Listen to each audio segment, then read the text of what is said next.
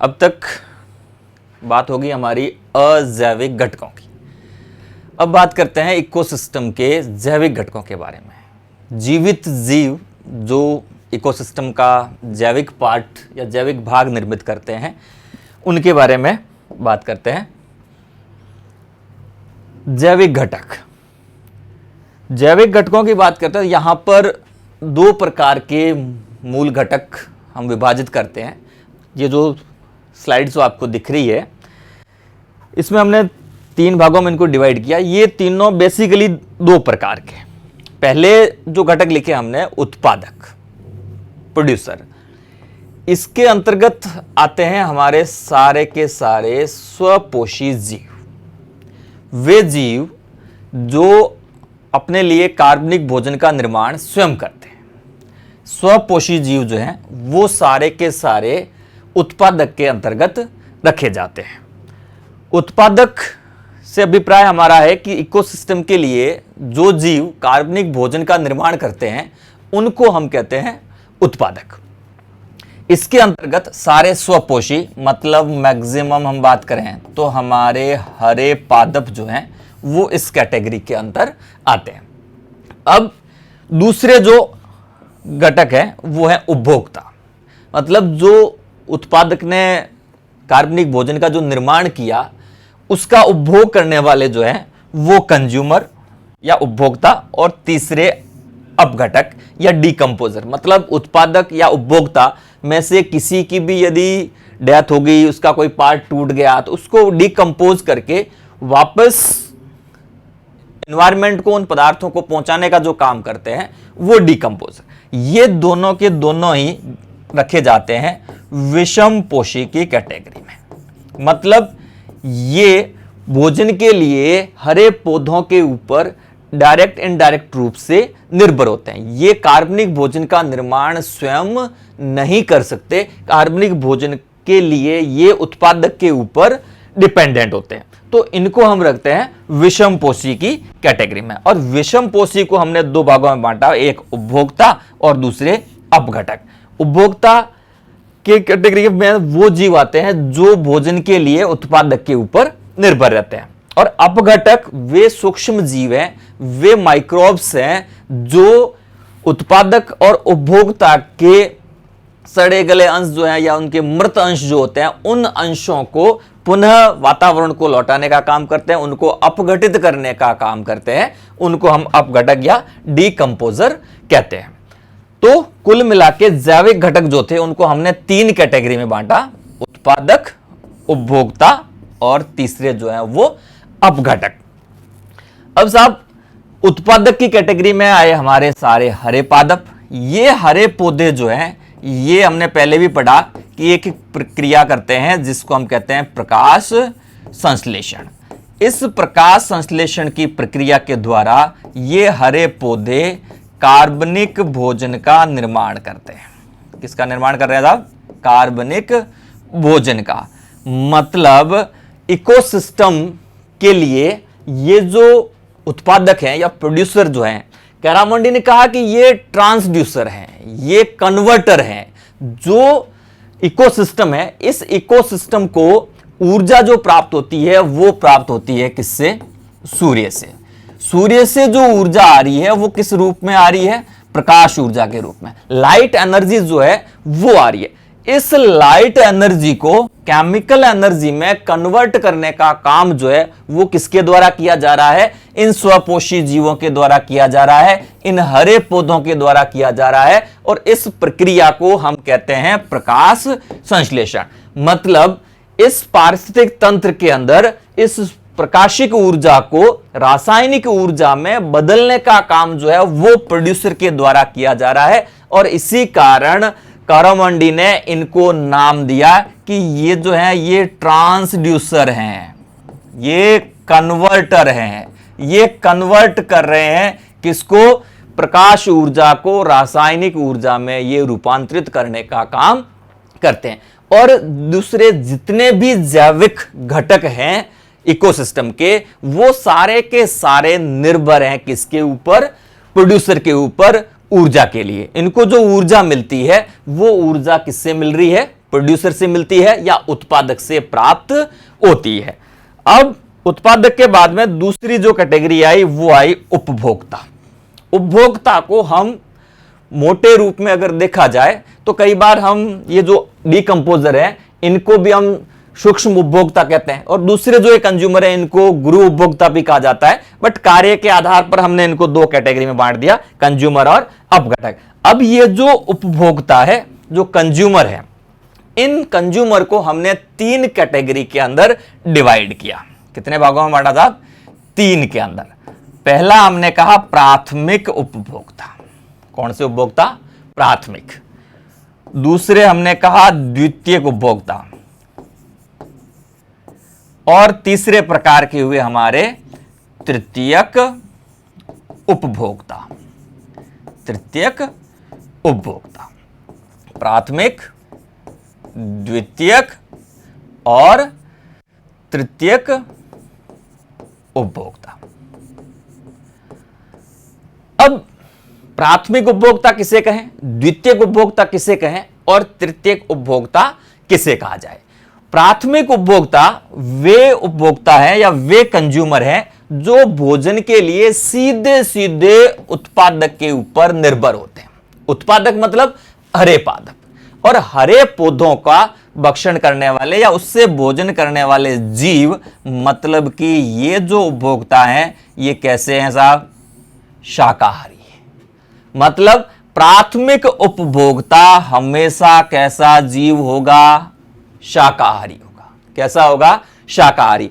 किसी भी जीव के बारे में आपसे पूछा जाए कि ये किस प्रकार का उपभोक्ता है, तो उसमें सबसे पहली बात आपको यही निर्धारित करनी है कि वो जीव भोजन किससे प्राप्त कर रहा है, उसको रासायनिक ऊर्जा किससे प्राप्त हो रही है, उससे डिफाइन होगा कि वो किस प्रकार का उपभोक्ता है ना।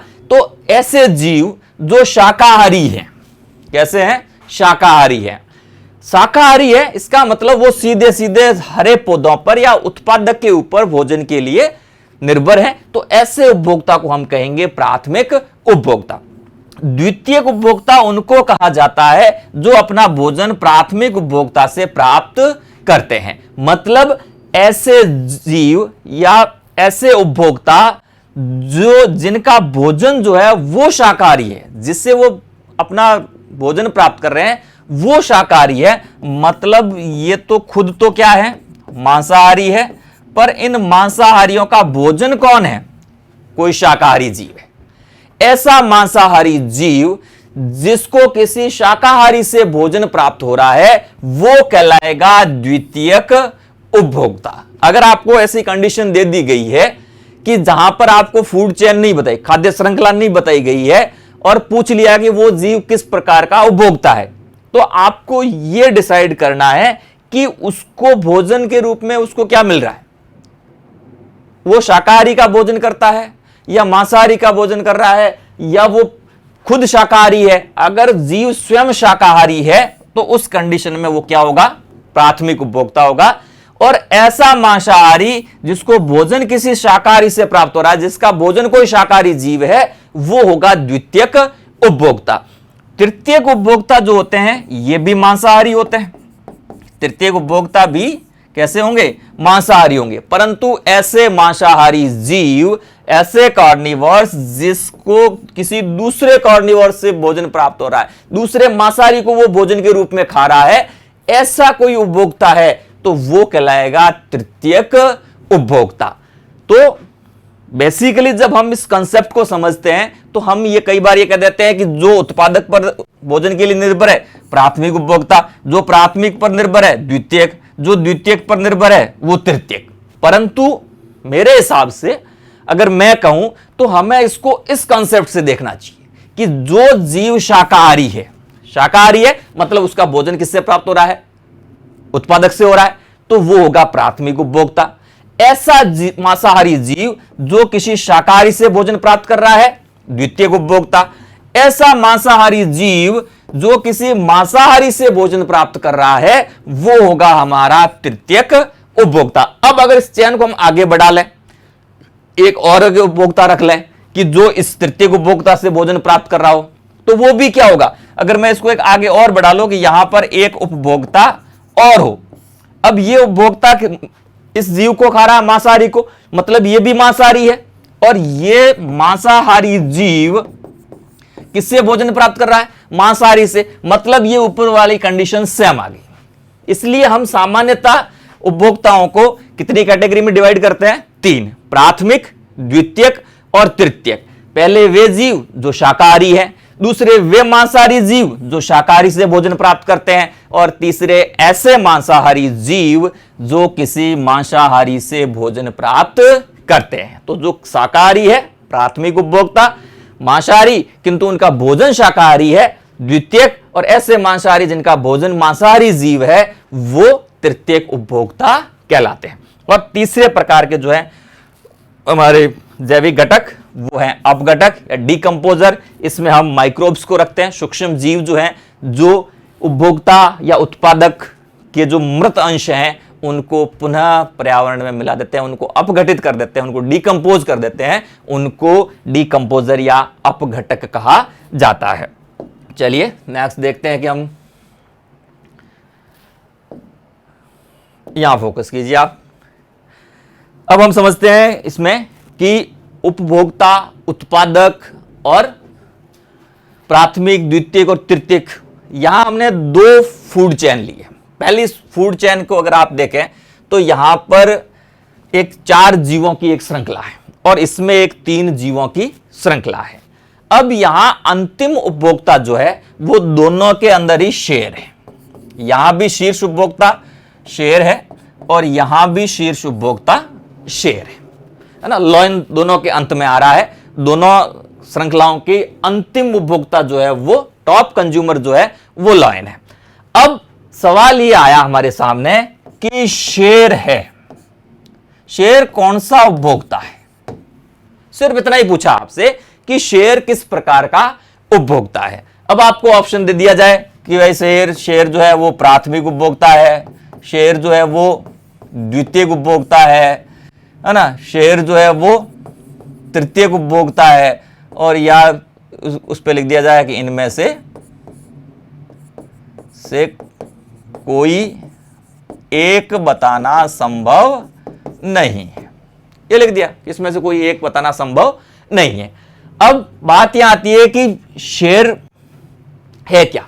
अब इसमें हम देखें तो ये हमारा उत्पादक, ये प्रोड्यूसर है, ये हमारा प्राथमिक उपभोक्ता है, ये द्वितीयक उपभोक्ता है, और ये जो है वो तृतीयक उपभोक्ता। तो यहां शेर जो आ रहा है वो तृतीयक उपभोक्ता के रूप में आ रहा है। क्यों? क्योंकि यहां जो प्राथमिक उपभोक्ता होगा वो हमेशा शाकाहारी होगा। अगर आपसे ये पूछा जाए कि खरगोश है तो खरगोश शाकाहारी जीव है। खरगोश हमेशा पेड़ पौधों की पत्तियों पर, हरे पौधों पर निर्भर रहता है। इसका मतलब अगर यहां से ये पूछ लिया जाता है कि खरगोश क्या है, तो खरगोश हमारा 100% हम कहते हैं किसी ऑप्शन के हमारे पास सीधा ये होता है कि खरगोश जो है वो प्राथमिक उपभोक्ता ही है, क्योंकि ये प्राथमिक ही हो सकता है, ये मांसाहारी जीव है ही नहीं, ये मांसाहार पर निर्भर ही नहीं है, ये सीधा सीधा उत्पादक पर ही निर्भर है। तो इसकी कंडीशन स्पष्ट है कि जो खरगोश है वो हमेशा प्राथमिक उपभोक्ता ही होगा। आपको पूछ लिया हिरण क्या है, तो वो प्राथमिक उपभोक्ता ही होगा, क्योंकि वो जीव कैसा है? शाकाहारी जीव है, उसका नेचर है कि वो शाकाहारी है, और शाकाहारी जीव जितने भी हैं सारे के सारे प्राथमिक उपभोक्ता होंगे। अब इस कंडीशन में शेर जो आ रहा है वो आ रहा है तृतीयक उपभोक्ता। और यहां देखें तो यहां ये हमारा उत्पादक जिराफ जो है ये हो गया प्राथमिक उपभोक्ता, और शेर जो है वो हो गया द्वितीयक उपभोक्ता।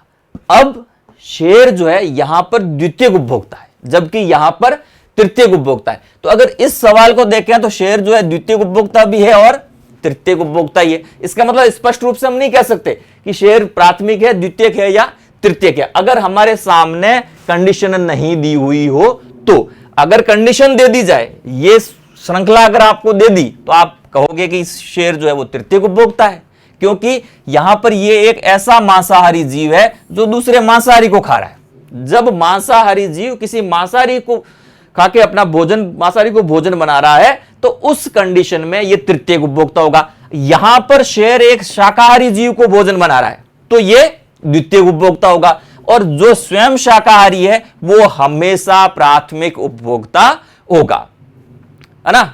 मेरे हिसाब से आपको समझ में आ गया होगा कि प्राथमिक, द्वितीयक और तृतीयक उपभोक्ता का निर्धारण हम कैसे करें। कई बार क्या कर लिया जाता है, आपको शेर का पूछ लिया कि शेर किस प्रकार का उपभोक्ता है ना। आपको दे दिया प्राथमिक, द्वितीयक, तृतीयक या उपरोक्त सभी।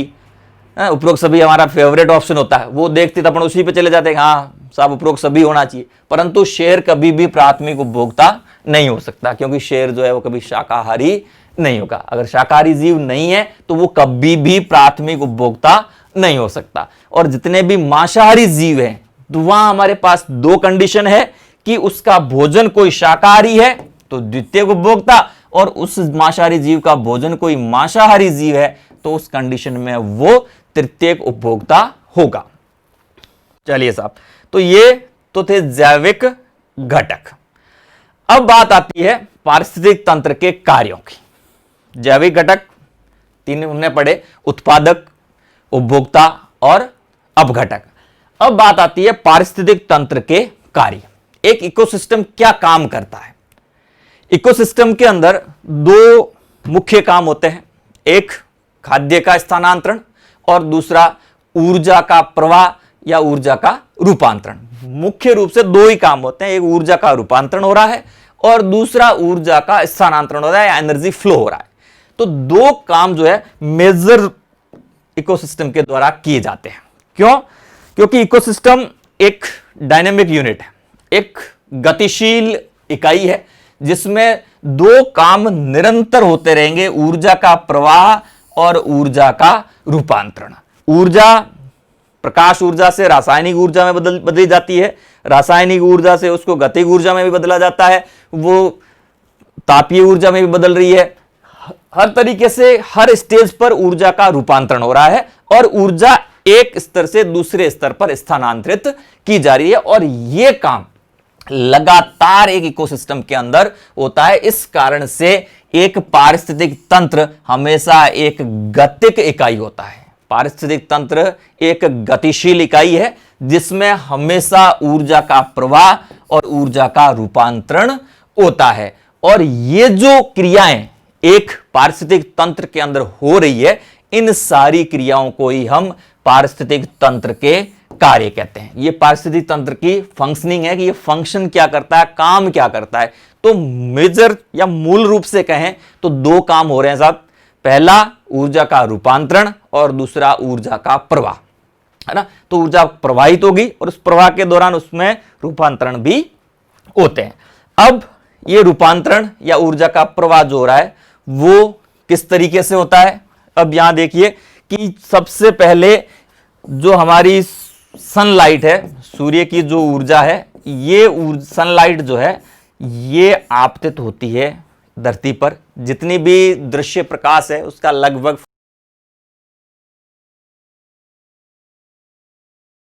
48% पार्ट जो होता है वही हमारी पृथ्वी तक आता है, और उसका 1 से 2% हिस्सा जो है वो इन पौधों के द्वारा रासायनिक ऊर्जा में या प्रकाश संश्लेषण में काम में लिया जाता है।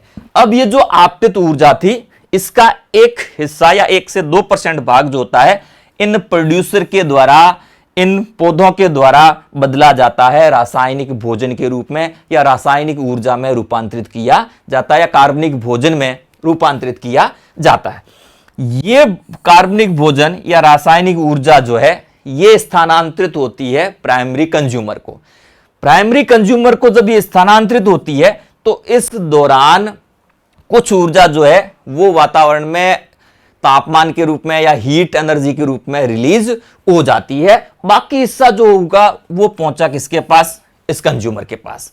अब इस कंज्यूमर ने उस एनर्जी को अपने डेवलपमेंट ग्रोथ के लिए काम लिया, अपने जितनी मेटाबॉलिक एक्टिविटीज है उनके लिए इसने उसको उपयोग में लिया, उसको कई रूपों में बदला, है ना। और इससे ये एनर्जी पहुंची सेकेंडरी कंज्यूमर तक, सेकेंडरी से टर्सरी कंज्यूमर तक। अब ये जब खत्म हो गए या मृत हो गए तो इस एनर्जी को वापस डीकंपोजर के द्वारा डीकंपोजिशन की प्रक्रिया द्वारा पुनः मृदा में मिला दिया जाता है और वहां से वापस उसको एब्जॉर्ब कर लेते हैं। उन केमिकल्स को, मिनरल्स को किसके द्वारा एब्जॉर्ब कर लिया जाता है? इन प्लांट्स के द्वारा एब्जॉर्ब कर लिया जाता है। तो इस तरीके से ये पूरा प्रोसेस जो है ये हमेशा गतिशील रहता है, ये क्रिया निरंतर चलती रहती है। इसीलिए हम इकोसिस्टम को एक गतिक इकाई कहते हैं। और काम क्या हुआ इस पूरी प्रोसेस के दौरान? ऊर्जा का प्रवाह हुआ है और ऊर्जा का रूपांतरण हुआ है। ऊर्जा का प्रवाह और ऊर्जा का रूपांतरण। अब वो ऊर्जा किसी भी रूप में हो सकती है, हीट एनर्जी के रूप में आगे जा सकती है, केमिकल एनर्जी के रूप में आगे जा सकती है ना। तो रूपांतरण और प्रवाह दोनों प्रक्रियाएं साथ साथ इस सिस्टम के अंदर चलती रहती है।